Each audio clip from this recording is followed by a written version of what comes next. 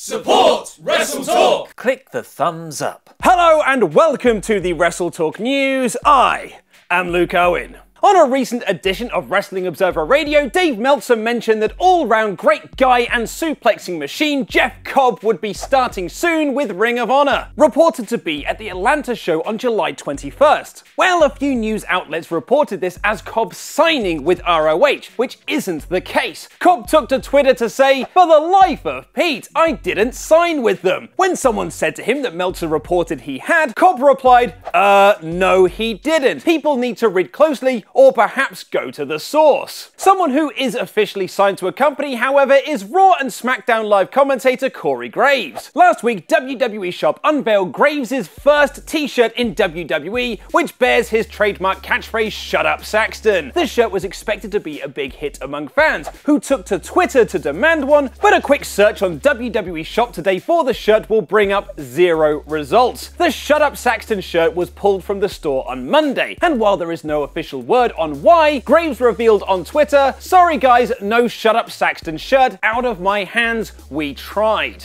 While some might be quick to point the finger at Byron himself, WrestlingNews.co points out that he and Graves are actually good friends behind the scenes. And speaking of t-shirts, Chris Jericho debuted his Alpha Club shirt during his 2-show appearance for New Japan in January this year. While it was originally a funny play on Jericho's Alpha vs Omega match at Wrestle Kingdom 12 and Kenny's Bullet Club stable, it has since become an actual team. On a recent episode of Being the Elite, the Young Bucks, or is it the Bucks of Jericho, joined forces with Y2J, or is it Y2 Jackson? And their first match has now been officially announced. On the latest episode of Being the Elite, the Bullet Club team of Omega, Marty Scurll and Cody faced off with the Alpha Club and revealed that a match between the two teams couldn't take place on land, or in the desert, or in space, or in a box, or even on a peninsula, but it can take place at sea on Chris Jericho's Rockin' Wrestling Rager. Ring of Honor's Twitter account also posted a video of Jericho promoting the match. For the first time ever, it's the Alpha Club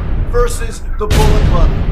The two biggest clubs in all of pro wrestling. The Bucks of Jericho, or is it Y2 Jackson, versus Kenny Omega, Marty Scurll, and Cody. It's the rematch people have been waiting to see since the Tokyo Dome this year. Jericho versus Omega, Alpha versus Omega. Jericho and the Young Bucks for the first time ever as a team. Alpha Club versus Bullet Club. It is a once in a lifetime. You can only see it, and that's spelled S-E-A, on Chris Jericho's Rockin' Wrestling Rager at Sea. Book your cabin now.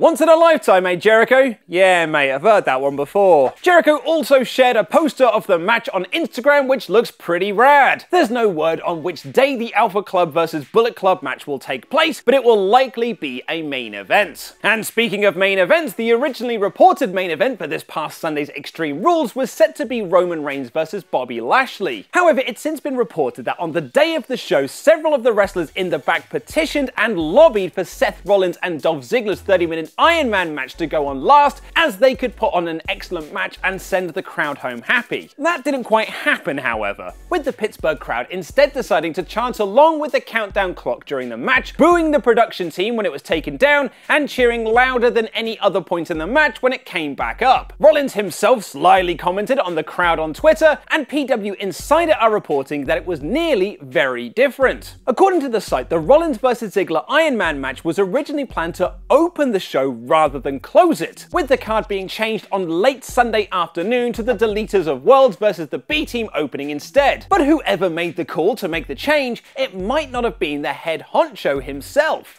Vincent Kennedy McMahon has missed various WWE business occasions as of late, such as the negotiations for the Fox TV deals, or even the conference calls about them, even being absent from the WrestleMania 35 press conference. In fact, his only public appearances were the Saudi Arabia show and the announcement of the Australia Super Show later this year. And when he was asked about it on PW Insider Elite, Mike Johnson revealed that Vince wasn't at Extreme Rules either, presumably leaving Triple H in charge. Vince was not at Extreme Rules last night. He was in Florida and was in regular communication with Triple H and the other officials, but he was not physically there. Johnson speculates that Vince McMahon believes that the machine is something that can run on cruise control, and that he trusts people like Triple H, Road Dogg, and Michael Hayes will right the ship from careening too far off the course. adding that at his age he's probably taking a step back, but when he is there he's very hands-on, and even when he's not there he's going to put his 2 cents in the pay-per-view. He's just not going to have the final say, as he's not there to enforce his will. Cody Brooks counts down his top 5 hardcore champions of all time, which you can check out over at WrestleTalk.com. I've been Luke Owen, and that was wrestling.